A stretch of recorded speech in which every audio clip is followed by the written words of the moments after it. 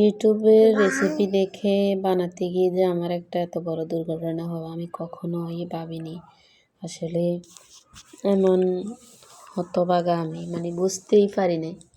আসসালামু আলাইকুম, সবাই কেমন আছেন? আশা করি যে যেখান থেকে দেখতেছেন আমার ভিডিওটি সহি সালামতে আছেন, ভালো আছেন।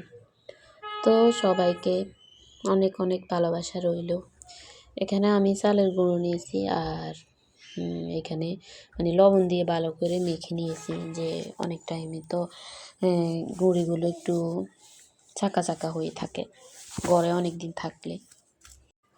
তো পরে আমি ইউটিউব দেখে বলতেছে যে কুসুম গরম, আমিও মনে করছি যে সত্যি কুসুম গরম, এটা যে হালকা আর একটু গরম লাগে ওটা আমার মাথায় ছিল না।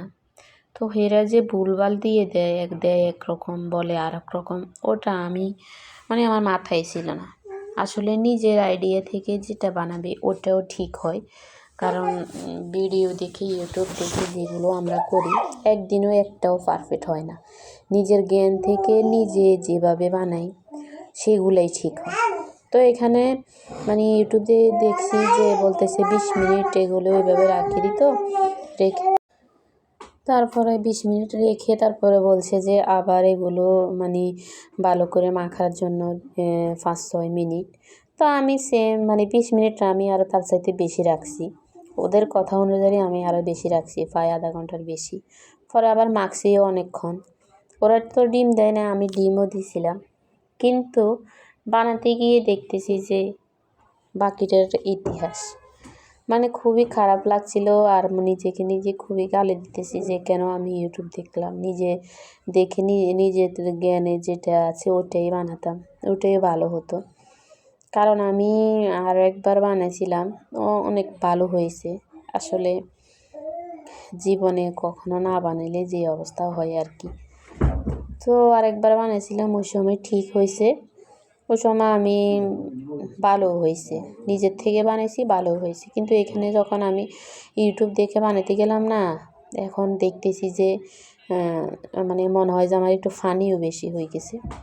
পরে যাই হোক আবার আমি একটু ইয়ে করেছিলাম, গুঁড়ি দিয়ে আবার একটু করছিলাম, গুলছিলাম, গুলে ওগুলাই আলাদা রেখে দিয়েছিলাম কতক্ষণ রেস্টে। পরে আবার এগুলোর সাথে মিক্সার করে তারপরে বানাইছিলাম।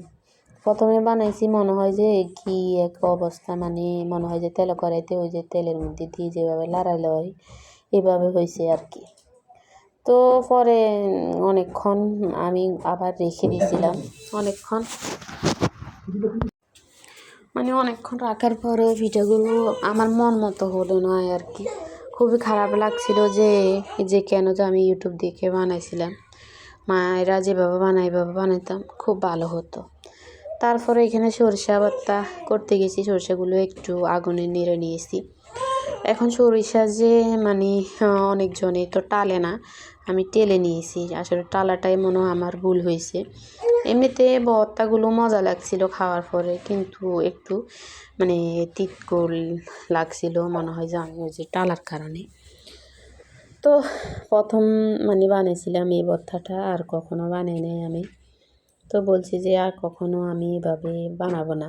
সরিষা আর পেঁয়াজ, রসুন, তারপর কাঁচামরিচ এগুলো হালকা টেলে নিয়েছি, কারণ নাহলে তো কাঁচা একটু গন্ধ করবে।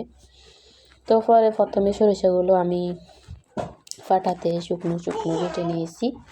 বেটে নেওয়ার পরে এগুলো এখন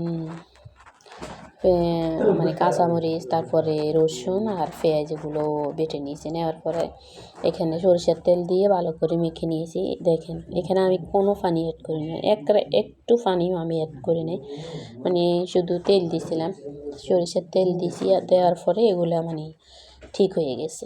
তো দেখেন পিঠাগুলো শেষ, লুক কত সুন্দর আসছে, দেখেই আমার মন ভরে গেছে। আর খাবো কি, তো তবু কী করবো, এখন খাওয়া তো লাগবে, কারণ একটা ডিম দিছি, এত কষ্ট করে বানাইছি।